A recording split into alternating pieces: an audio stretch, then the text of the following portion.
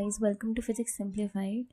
CSIR NET का notification आ चुका है, तो अब हम उसके सिलेबस की थोड़ी बात कर लेते हैं। तो mathematical physics is one of the most important and the highest weightage वाला चैप्टर, वन ऑफ देम। तो उसका सबसे पहले डिटेल देखते हैं कि कौन से टॉपिक्स हैं, कौन से टॉपिक्स सबसे इम्पॉर्टेंट हैं। ठीक है, तो सबसे पहले vector algebra, basic vector algebra बिल्कुल अच्छे से पता होना चाहिए। ट्रिपल प्रोडक्ट्स एक इम्पॉर्टेंट है। स्केलर और वेक्टर दोनों की वैल्यूज़ निकालनी आनी चाहिए। प्रॉपर्टीज़ आनी चाहिए सारी जो वेक्टर्स की होती हैं। ग्रेडियंट, डाइवर्जेंस और कर्ल सबके फॉर्मूला आने चाहिए फॉर ऑल कोऑर्डिनेट सिस्टम्स। ठीक है, चाहे वो 2D हो, 3D हो, स्फेरिकल हो या फिर सिलेंड्रिकल हो, सबके लिए आना चाहिए।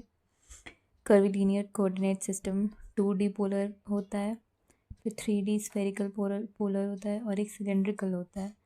तो इसमें हमें area element, line element, volume element और लाइक जैसे फॉर एग्जांपल 3D है तो r, थीटा, फाई को हम XYZ में कैसे लेके जाएंगे और फिर इसको वापस, तो इन कोऑर्डिनेट्स का आपस में इंटरचेंज कैसे करेंगे। क्वेश्चंस की कभी कभी डिमांड होती है कि क्वेश्चन हमें XYZ में दिया है पर हमारे लिए 3D स्फेरिकल में निकालना ज़्यादा इजी है, तो कैसे उसे चेंज करेंगे।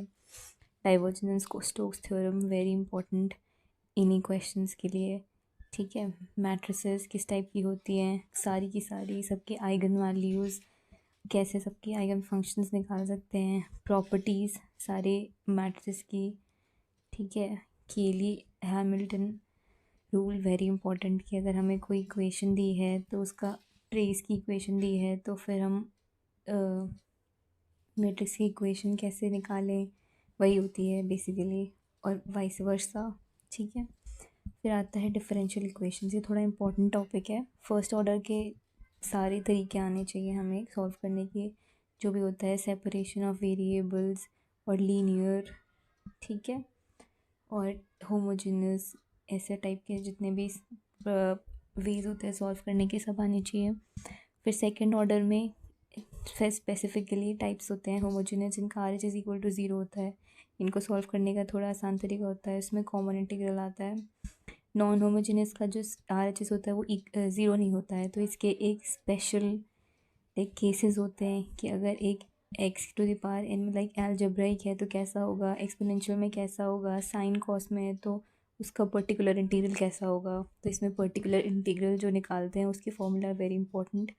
स्पेशल फंक्शंस जो होते हैं, लेजेंडरी, बेसल्स, लैगर और हर्माइट पॉलिनोमियल्स, इनकी बेसिक डिफरेंशियल इक्वेशन आनी चाहिए, इनका रेकरेंस आना चाहिए, इनकी ऑर्थोगोनैलिटी आनी चाहिए और लाइक PYQ। इसमें बेसिकली इन स्पेशल वाले में PYQs को देख के पता चल जाएगा कि किस टाइप के क्वेश्चंस आते हैं, तो उस तरीके से हम इन्हें प्रिपेयर कर सकते हैं। Cauchy Euler is also very important, ये भी पढ़ना है। ठीक है, उसके बाद ऑर्डिनरी और सिंगुलर पॉइंट्स, ये कैसे हम निकालते हैं, और रेगुलर सिंगुलर पॉइंट होता है, इरेगुलर सिंगुलर पॉइंट होता है, ये सब। फिर आता है कॉम्प्लेक्स एनालिसिस। तो कॉम्प्लेक्स एनालिसिस में सबसे पहले हमें चेक करना है कि फंक्शन एनालिटिक है, तो उसके लिए हमें CR कंडीशंस, सफिशिएंट कंडीशंस चाहिए होंगी। ये हमें r थीटा की टर्म्स में भी पता होनी चाहिए और XY की टर्म्स में भी पता होनी चाहिए। हार्मोनिक फंक्शन की क्या प्रॉपर्टीज़ हैं उसको कैसे फिर हम डिफ़ाइन करेंगे कि लाइक वो एनालिटिक प्लस लैपलेस दोनों होनी चाहिए, तो उसको प्रूफ करने का क्वेश्चन आ सकता है कि हार्मोनिक है, बताओ कि ये फंक्शन है, ये हार्मोनिक है कि नहीं है, तो ये आना चाहिए। फिर अगर हमें u दिया है तो उससे हमें v निकालना आना चाहिए, v दिया है तो हमें उससे u निकालना आना चाहिए, तो ये भी इम्पोर्टेंट है। ठीक है, अगर ये हमारा पूरा कॉम्प्लेक्स फंक्शन है। फिर रेडियस ऑफ कन्वर्जेंस निकालना भी very important. Taylor expansion is also very important. Laurent expansion तो काफ़ी इंपॉर्टेंट है, क्वेश्चन आया भी हुआ है लेटेस्ट 2023 के दिसंबर सेशन में। सिंगुलैरिटी का पता होना चाहिए कि कितनी सिंगुलैरिटीज़ हैं और लाइक ये आइसोलेटेड है, नॉन आइसोलेटेड है, रिमूवेबल है, नॉन रिमूवेबल है, एसेंशियल है, नॉन एसेंशियल है। तो ये सब किस तरीके से पता करते हैं ये आना चाहिए। कॉशी रेजिड्यू निकालना आना चाहिए, ये भी काफ़ी इम्पोर्टेंट है। बेसिकली पूरा ही complex analysis is very important. तो कॉशी रेजिड्यू निकालना आना चाहिए। वाई ये डायरेक्टली क्वेश्चन में आता है, ठीक है। रेजिड्यू निकालने का इंटीग्रल दे देंगे और उसका सॉल्यूशन पूछेंगे, तो वो कॉशी रेजिड्यू से ही निकलता है।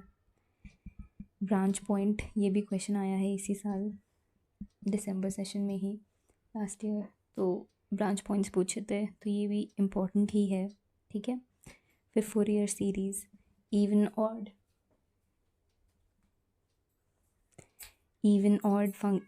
ऑड सीरीज़ और फोरियर सीरीज़ की सारी प्रॉपर्टीज़ पता होंगी तो क्वेश्चन ईजीली सॉल्व हो जाएगा। फिर हाफ रेंज के लिए क्या होता है, पार्सेवल्स आइडेंटिटी कैसे होती है, कैसे यूज़ कर सकते हैं। फिर थोड़ा बहुत कॉम्प्लेक्स भी देख लेना।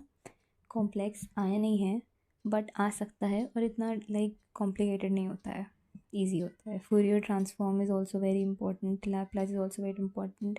इनकी प्रॉपर्टीज़ आर इम्पॉर्टेंट, सिमिलर ही प्रॉपर्टीज़ होती हैं, और क्योंकि एप्लीकेशंस बहुत हैं। जैसे हमें पता है कि क्वांटम में अगर हमें नॉर्मल स्पेस एक्स स्पेस से मोमेंटम स्पेस में जाना है तो हमें फूरियर ट्रांसफॉर्म लगेगा, तो प्रॉपर्टीज़ पता होनी चाहिए। लैप्लास का तो डायरेक्ट क्वेश्चन आ जाता है, तो लाइक दैट। प्रोबेबिलिटी में ये कुछ इंपॉर्टेंट टॉपिक्स हैं जो आने चाहिए। जैसे बेस में कंडीशनल प्रोबेबिलिटी जिसमें निकालते हैं, एक गिवन होती है, एक निकालनी होती है, तो वो वाली।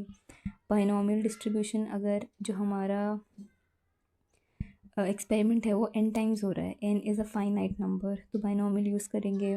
पॉइजन डिस्ट्रीब्यूशन तब करेंगे जब इनफाइनाइट टाइम्स हो रहा हो हमारा एक्सपेरिमेंट का ट्रायल्स। इस तरीके से गॉसियन और एक्सपोनेंशियल भी आना चाहिए। इन सब की mean value, variance, standard deviation, सबकी वैल्यू पता होनी चाहिए, सबकी अलग अलग होती है। और random walk is also very important, कि कितने steps, 2D lattice, hexagonal lattice, और फिर लाइक नॉर्मल 1D लाइन की कितने स्टेप्स के बाद वापस ओरिजिन, इस टाइप के क्वेश्चंस आने चाहिए। तो that is all for mathematical physics.